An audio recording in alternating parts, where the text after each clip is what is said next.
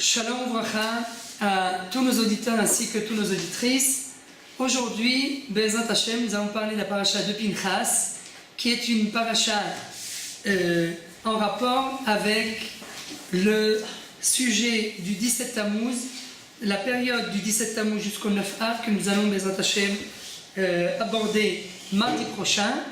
Et j'aurais voulu, à travers la paracha de Pinchas, transmettre un message à l'approche de cette période, Be'ezrat Hashem, qui s'annoncera une période de simcha, qu'Akadosh Baruch Hu va transformer de journée de deuil en journée de joie, Be'ezrat Hashem, mi'agon et simcha. Alors dans la paracha de Pinchas, eh bien, on peut retrouver plusieurs sujets qui apparemment ne sont pas liés les uns aux autres. Le premier sujet, bien sûr, comme tout le monde le sait, c'est l'acte de vengeance de Pinchas, qui a pris en fait la loi entre les mains et s'est permis d'assassiner quelqu'un qui a fait, un des princes d'Israël, qui a fait un acte qu'il ne fallait pas faire avec une femme de Midian, et donc à travers cet acte de vengeance, il a voulu venger le nom de Dieu et donc il les a tués sur place. Deuxième sujet, le recensement des Bnei Israël. Seulement, le but de ce recensement, c'est bien évidemment afin d'aboutir au partage de la terre d'Israël entre les tribus, comme on peut le voir dans la paracha. Troisième sujet, l'affaire des filles de Tselophrad. Alors, comme vous savez, Tselophrad, qui avait été tué à cause du fait qu'il avait transgressé le Shabbat, eh bien, il avait laissé au monde 5 filles, sans aucun garçon, et ces 5 filles, bien sûr, naturellement, viennent revendiquer un héritage pour leur père. Et de là, de cette histoire, de cette affaire des filles de Tselophrad, découlent les lois de l'héritage. Donc, ce qui nous fait en tout 3 sujets: l'acte de vengeance de Pinchas, le recensement des Bnei Israël afin de leur distribuer et de leur partager la terre d'Israël entre les tribus, l'affaire des filles de Tselophrad ainsi que les lois de l'héritage. 4e épisode, Akadosh Baruch Hu qui annonce à Moshe qu'il doit quitter ce monde, et tout de suite après, eh bien, Akadosh Baruch Hu qui demande à Moshe d'élire Yehoshua bin Nun comme son prédécesseur. Et enfin, dernier sujet, le sujet des sacrifices journaliers ainsi que le Moussafim. Donc a priori, quand on balaye un petit peu tous ces sujets d'un regard un peu rapide, on a l'impression qu'il n'y a aucun rapport entre tous ces sujets. Mais là est en fait la solution au problème. Chacun de ces sujets est relié l'un à l'autre par un seul thème. Ce thème, eh bien, en un mot, c'est la jalousie.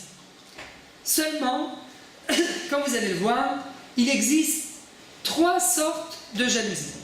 Première sorte de jalousie, c'est une jalousie qui est négative. On va voir de quelle jalousie il s'agit dans notre paracha.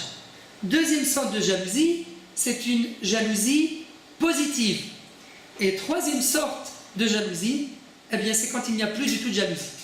Quand la jalousie a complètement disparu, il ne reste plus de jalousie, mais au contraire, on atteint quelque part cette dimension où l'homme est capable de sacrifier sa jalousie totalement.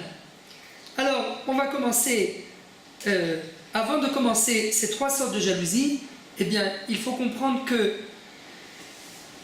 la raison pour laquelle cette paracha parle essentiellement du thème de la jalousie, eh bien, c'est parce que nous sommes sur l'axe du temps, à la veille de l'entrée des Bnei Israël en Eretz Israël, et à la veille de l'entrée du peuple juif en Eretz Israël, cette entrée qu'ils attendent depuis tellement longtemps, eh bien, Akadosh Baruch Hu veut leur transmettre un seul message, le message de l'union entre tous. Et pour pouvoir aboutir à cette union, eh bien, il faut quelque part renoncer à la jalousie. Seulement cette jalousie, comme on le sait tous, eh bien parfois c'est quelque chose de très difficile à battre. Et c'est la raison pour laquelle je voudrais vous proposer en quelque sorte, à travers ces 3 étapes, à travers ces 3 sortes de jalousie, quelque part un petit peu 3 étapes qu'un homme peut passer dans sa vie afin d'arriver à l'équilibre parfait, je dirais, qui est la capacité de pouvoir renoncer totalement à sa jalousie. Seulement pour aboutir à cette étape, eh bien, il faut d'abord passer par parfois une jalousie négative, après par la suite continuer à une jalousie positive, et enfin pour atteindre l'annulation totale de la jalousie. Donc, première sorte de jalousie, comme on a dit, la jalousie négative. De quelle jalousie s'agit-il? Eh bien, comme vous le savez, comme on l'a dit tout à l'heure, dans notre paracha, Akadosh Baruch Hu demande à Moshe Rabbeinu de recenser les Bnei Israël. C'est la 2e fois dans le livre de Bamidbar qu'Akadosh Baruch Hu demande à Moshe de recenser les Bnei Israël. Seulement, à la différence du recensement de la paracha de Bamidbar, dans la paracha de Pinchas, le but de ce recensement, eh bien, c'est pour aboutir au partage de la terre d'Israël à toutes les tribus. Seulement, voilà que, après le partage, eh bien, la Gemara nous raconte, dans la Masechet Baba Batra, à la page 122a, qu'il y a eu une tribu, qui était la tribu de Zevouloun, qui a commencé à jalouser, et qui a dit: comment nous, Zevouloun, on reçoit la région de Akko, la région qui n'est faite que de montagnes et que de terrains arides, mais c'est pas juste. Pourquoi y a-t-il des tribus qui ont reçu des champs avec des vignes, et ils vont pouvoir gagner de l'argent? Pourquoi nous, on reçoit la région de Akko, qui est une région beaucoup moins fertile que d'autres régions? Et là, la Torah nous dit, la Gemara nous dit: non, vous n'avez pas compris. Vous n'avez pas compris quel était le but du partage de la terre. Le but du partage de la terre, comme nous le dit la Torah, eh bien, ce n'est pas un partage qui a été effectué par des hommes. Au contraire, le partage de la terre d'Israël aux tribus a été effectué par le Goral. Le Goral, c'est un tirage au sort. Et ce Goral, très paradoxalement, eh bien, c'est un tirage au sort en 3 parties. Comme nous le dit Rashi au Pasuk, au Perek Kavav, Pasuk Nundaled, au 26e chapitre, le Pasuk 54, Rashi nous dit que ce tirage au sort, eh bien, était séparé en 3 parties. Première partie, Elazar HaKohen, qui se tenait devant le peuple avec son pectoral, les Urim et Tumim, sur lesquels il y avait tous les noms des 12 tribus, ainsi que le partage des régions que chaque tribu dont chaque tribu devait hériter. Et voilà que dans une première partie, Aaron Elazar HaKohen, eh bien, doit lire sur les Urim et Tumim la combinaison des lettres, et à la fin, il doit annoncer au peuple juif: voilà, telle tribu, eh bien, il aura telle région. Mais, encore une fois, comme nous le dit Rashi, ce partage n'est pas suffisant. On a besoin d'un deuxième partage. De quel partage? Le partage du tirage au sort. Alors, il y avait, en quelque sorte, 2 urnes. Dans la première urne, il y avait tous les noms des 12 tribus, ou plus exactement, les noms des 10 tribus, car il y a 2 tribus qui sont Bnei Gad ou Bnei Reuven, qui n'ont pas hérité du côté d'Israël, mais qui ont hérité de l'autre côté du Jourdain, avec la moitié de la tribu de Ménaché. Et donc, avec les 10 et eux, bien sûr, ils se sont entendus entre eux, il n'y avait pas besoin de tirage au sort. Donc, dans la première urne, il y a les 10 noms des 10 tribus. Dans la deuxième urne, les noms de toutes les régions d'Israël séparés en 10. Et voilà que chaque prince de chaque tribu devait venir devant chaque urne, plonger sa main dans l'urne et tirer un papier. Et voilà que le Midrash nous dit que c'est quelque chose de très bizarre, chaque prince qui s'approche de l'urne, en plongeant la main dans l'urne, eh bien quel papier il tirait de l'urne? Le papier de sa propre tribu. Et quand il plongeait sa deuxième main dans l'urne des régions, eh bien quel papier il tirait? Exactement la région qui devait être accordée par la volonté de Dieu à telle tribu. Mais encore une fois, ces deux moyens ne suffisaient pas. Encore fallait-il un troisième moyen, et c'était le tirage au sort lui-même qui se mettait à crier et à dire « Telle région appartiendra à telle tribu ». Donc on ne s'est pas suffi simplement de Aaron à Cohen, de Elazar à Cohen, du tirage au sort à travers les urnes, mais en plus du fait que le tirage au sort se mettait à parler. C'est vraiment quelque chose de miraculeux. Et quand on pose la question, mais pourquoi y a-t-il besoin de 3 moyens pour partager la terre d'Israël entre les 12 tribus? Quand on n'aurait pas pu se suffire que d'un seul moyen? Eh bien la réponse est non. Akadosh Baruch Hu, justement, ne voulait pas arriver à une situation où une des tribus allait revendiquer et dire mais c'est pas juste, pourquoi nous on a reçu telle région, on aurait voulu nous recevoir telle autre région. Ah, vous n'avez pas compris. Vous n'avez pas compris que le partage de la terre d'Israël, il se fait par la volonté de Dieu. Le tirage au sort, c'est en fait le reflet sur terre de la volonté de Dieu. Si quelqu'un croit que telle tribu a hérité de telle région parce que c'est lui qui l'a voulu, eh bien vous n'avez rien compris. Vous n'avez pas compris que le partage de la terre d'Israël, il se fait par la volonté de Dieu. Et que tout ce qui arrive sur terre, eh bien c'est la volonté de Dieu. Et voilà pourquoi,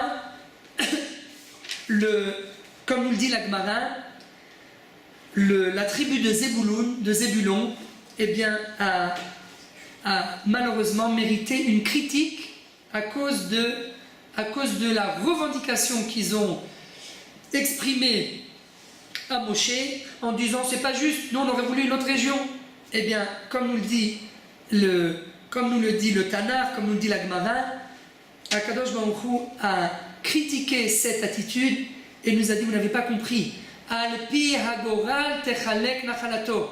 D'après le tirage au sort, encore une fois, le tirage au sort qui reflète la volonté de Dieu, c'est à partir de cela que les différentes régions d'Israël seront partagées.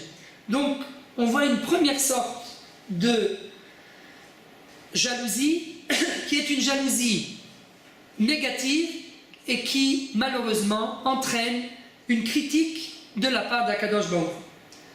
Et c'est un petit peu, quelque part, la vie de nous tous. Très souvent, on jalouse un petit peu le voisin, on jalouse un petit peu nos frères, on jalouse un petit peu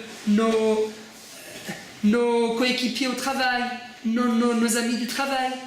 Eh bien, là, premier message, Kadosh Baruch Hu nous dit attention, il faut toujours tenir à l'esprit, se rappeler que tout ce qui arrive sur terre, c'est la volonté de Dieu. C'est pas un tel. Si un tel, il a mérité une telle richesse, ou un tel endroit, une telle famille, d'avoir tant d'enfants, d'avoir telle femme, c'est Dieu qui en a décidé ainsi. Donc nous devons de renoncer à la critique, à la jalousie négative. Deuxième sorte de jalousie, une jalousie qui est maintenant positive. Alors à quel moment on voit une jalousie positive qui a mérité, au lieu de mériter une critique de Dieu, au contraire, cette jalousie a mérité les louanges d'Akadosh Baruch Hu. À quel moment on voit à propos des filles de Tselophran. Comme vous vous souvenez, Tselophran avait été assassiné car il avait transgressé le Shabbat. Et malheureusement, il avait quitté ce monde en laissant sur terre uniquement 5 filles. Mais il n'avait aucun garçon. Et voilà que les 5 filles de Tselophran viennent revendiquer un héritage afin de glorifier le nom de leur père. Et il n'est quand même pas possible que leur père ait quitté ce monde sans avoir laissé d'héritage. Et voilà ce que nous raconte la Torah au Perek Kav Zayin, le chapitre 27. Vata'amodna lifne Moshe velifne Elazar HaKohen velifne Anesim vechol ha'eda petach oel moed lemor. Avinu met bamidbar, notre père est mort dans le désert. Il ne faisait pas partie de ceux qui ont essayé de destituer Moshe de ses autorités. Il est mort à cause du fait qu'il a transgressé le Shabbat. Il n'a pas eu de fils.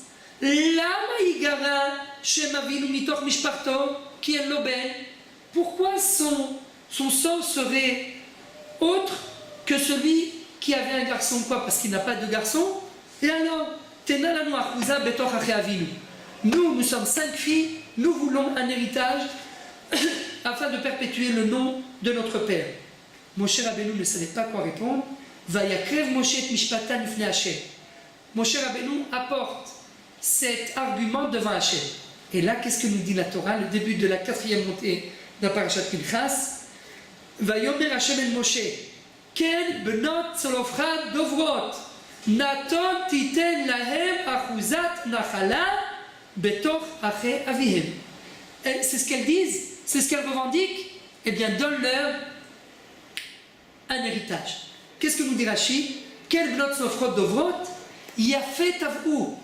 C'est bien ce qu'elles ont fait de revendiquer cette part. Ashrei Adam she'akadosh baruch hu model idvarav. Heureux soit l'homme qui mérite qu'Akadosh baruch hu reconnaisse ses paroles. Regardez, elles ont quelque part fait un acte de jalousie, mais c'était une jalousie positive. Eh bien, grâce à cette jalousie positive, Akadosh baruch hu a reconnu leurs revendications et il a dit quel bloc Tselophran yafet avou. C'est bien ce qu'elles ont réclamé. Et c'est la raison pour laquelle elles vont recevoir ce qu'elles ont réclamé. Donc ici on voit, première chose, une jalousie positive, eh bien, elle mérite une louange de la part d'Hachem. Deuxième jalousie positive, c'est celle de Pinchas. Comme nous dit la paracha au début de la paracha, Pinchas ben Elazar ben Aaron HaKohen, Eshiv et Chamatim al ben Israël, Bekan'o et kin'ati betocham. En jalousant mon nom, il a voulu venger mon nom. Eh bien ça c'est de la jalousie positive. La reine est morte, c'est pour cela, dit Akadosh Baruch Hu à Moshe, tu vas dire à Pinchas, Hineni notelno et beriti shalom. Je lui donne mon alliance de paix, car il a jalousé mon nom, il a voulu venger mon nom. Eh bien ça c'est de la jalousie positive. Et comme nous dit Rashi au Pasuk Yudbet, 25e chapitre 25, Pasuk 12, שתהה לברית שלום, כי האדם המחזיק טובה וכנות למי שעושה עמו טובה. אף כאן פירש לו הקדוש ברוך הוא שלומותיו. Pinchas a rendu un service à Akadosh Baruch Hu, et bien Akadosh Baruch Hu le prend avec lui comme son associé. Regardez, c'est quelque chose de formidable. Donc à travers cette jalousie positive, eh bien, l'homme, une fois une jalousie en souvenir d'un défunt, une fois une jalousie en honneur pour Akadosh Baruch Hu, eh bien ça, ce sont deux sortes de jalousie positive qui méritent les louanges d'Akadosh Baruch Hu. Eh bien là, nous passons à une deuxième étape. Une fois que la personne s'est nettoyée de sa jalousie négative, eh bien elle peut enfin arriver à une sorte de jalousie qui est une véritable jalousie. Pour l'honneur d'un défunt, pour l'honneur de Dieu, là oui c'est une jalousie positive qui mérite d'être louée. Seulement, le but final, c'est d'arriver à la troisième sorte de jalousie, qui est la jalousie qui disparaît complètement. Il n'y a plus de jalousie. Où est-ce qu'on voit cela? Dans l'épisode entre Akadosh Baruch Hu qui dit à Moshe, Moshe, ça y est, maintenant tu pars à la retraite, c'est fini, tu as fini ta carrière, et maintenant tu vas monter sur le Har Nevo, tu vas voir la terre d'Eretz Israël, mais tu ne pourras pas entrer en Eretz Israël. Alors la première réaction de Moshe, c'est quoi? Comment? Je ne pourrai pas, mais peu importe, tu vas laisser le peuple juif sans berger? C'est pas possible. Regardez la réaction de Moshe. Moshe Rabbeinu, il a une seule chose qui le préoccupe. Qui est-ce qui va prendre sa relève? Qui est-ce qui va veiller à faire entrer le Ham Israël en Eretz Israël? Alors là, qu'est-ce que lui dit Akadosh Baruch Hu? Tout de suite, il lui dit ça va être Yehoshua bin Nun. Choisis Yehoshua bin Nun, appuie tes mains sur sa tête et transmets-lui toute la prophétie que je t'ai transmise, transmets-la-lui. Et c'est ce que fait tout de suite Moshe Rabbeinu. Comme il y a écrit, Akadosh Baruch Hu nous dit, Vayas Moshe ka'asher tziva Hashem. Moshe Rabbeinu a obéi à l'ordre d'Hachem. Mais regardez cette merveille. Moshe Rabbeinu qui renonce complètement à sa jalousie. Il n'y a plus de jalousie. La seule jalousie, elle est pour Hachem. Je suis prêt à sacrifier ma jalousie pour accomplir la volonté de Dieu. Et enfin, la dernière paracha, c'est la paracha des sacrifices. Quel rapport entre les sacrifices dans le livre des Nombres? Quel rapport entre les sacrifices et le livre des Nombres? Les sacrifices, a priori, ils sont rappelés dans le livre des Lévitiques. Pourquoi ici on a besoin de rappeler les sacrifices du Ham Israël? Eh bien la réponse, encore une fois, c'est car le summum, le top de la jalousie, c'est quoi? C'est quand un homme est capable de sacrifier sa jalousie pour Dieu, comme on le fait à travers les korbanot. Les akriv, ze isher takrivu la Hashem. Voici le sacrifice que vous allez sacrifier pour Dieu. Les akriv, ze isher takrivu la Hashem. Quel est ce sacrifice? Eh bien, sacrifier sa jalousie. Ne plus avoir du tout de jalousie, comme l'a fait Moshe. Alors, Bezat Hashem, notre tfila aujourd'hui est de demander à Hashem, donne-nous la force de perpétuer les actes de Moshe Rabbeinu qui a su sacrifier sa jalousie. Aller faire comme nos ancêtres qui ont sacrifié pour Dieu leur jalousie à travers les sacrifices dans cette paracha, comme Pinchas qui a quelque part voulu venger le nom d'Hachem. Eh bien, quelque part, oui, c'est une jalousie positive. C'est cette jalousie qu'il faut adopter, ou bien encore la jalousie pour le respect d'un défunt.